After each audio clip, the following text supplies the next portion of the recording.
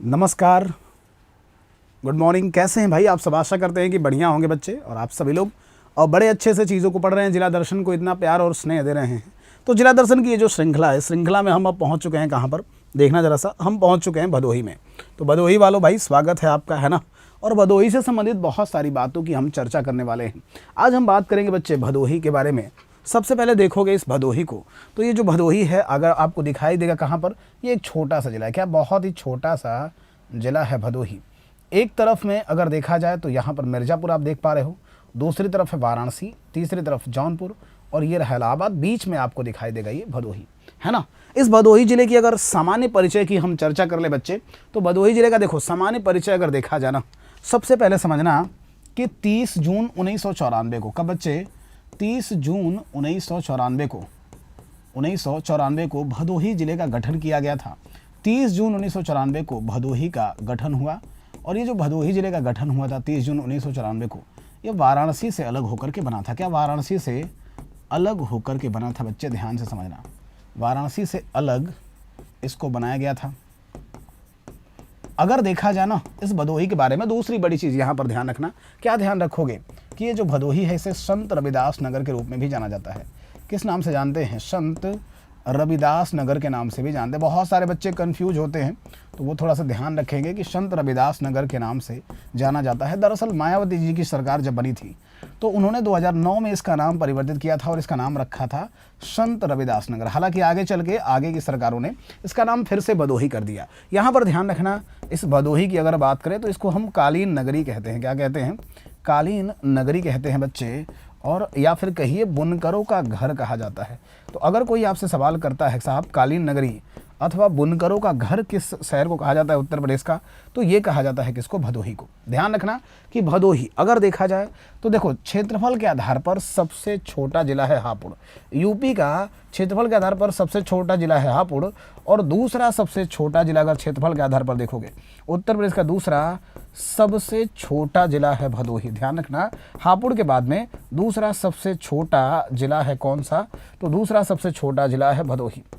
इसी तरीके से अगर हम इस भदोही के बारे में बात करें तो यहाँ पर समझना कि उत्तर प्रदेश में सबसे कम वनावरण, अगर कोई पूछ रहे कि साहब उत्तर प्रदेश में सबसे कम वनावरण कहाँ पर है, तो उत्तर प्रदेश में सबसे कम वनावरण आपको कहाँ पर दिखाई देगा?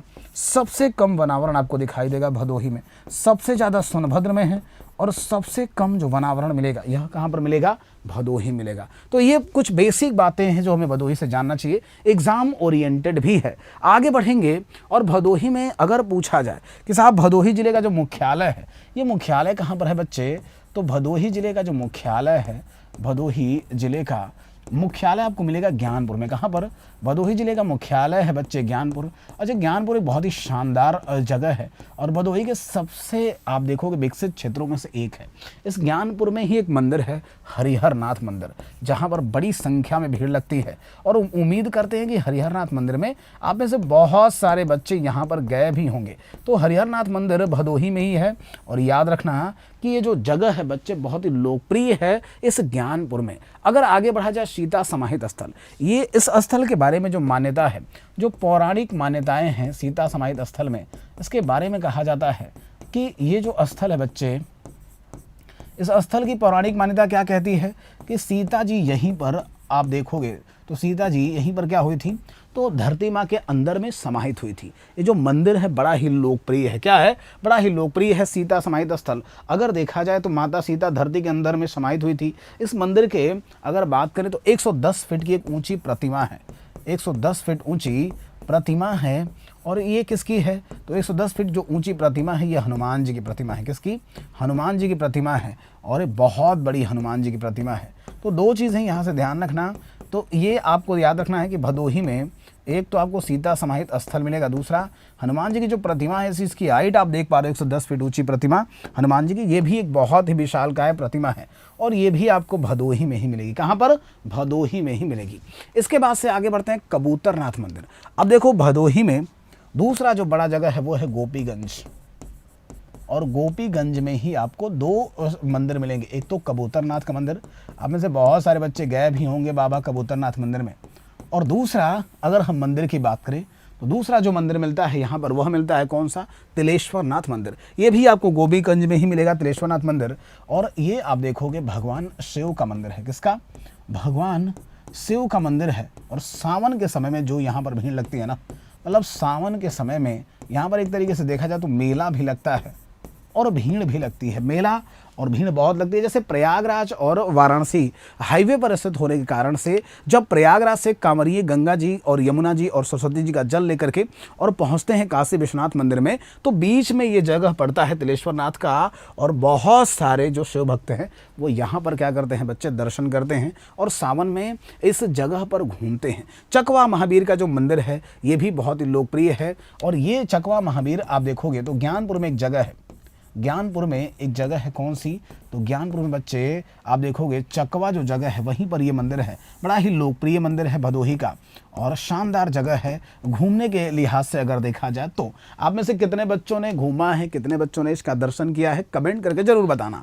आगे बढ़ेंगे, कालीन उद्योग। देखो बच्चे, मैंने बताया ना कि भदोही की अगर देखा जाए तो सबसे पहले इस कालीन उद्योग को समझो। देखो ये भदोही का वन डिस्ट्रिक्ट वन प्रोडक्ट है। क्या है, वन डिस्ट्रिक्ट वन प्रोडक्ट है। पहली बात तो ये है।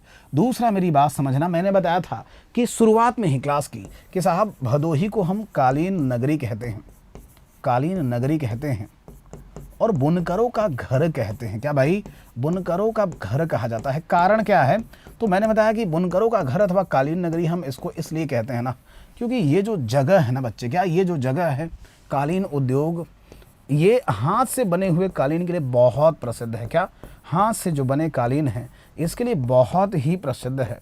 और इसी वजह से इसको कालीन, मतलब दक्षिण एशिया की सबसे बड़ी कालीन नगरी है ये, जहाँ पर 63,000 से ज़्यादा लोग काम करते। कितने, 63,000 से ज़्यादा आप देखोगे लोग काम करते हैं इसमें।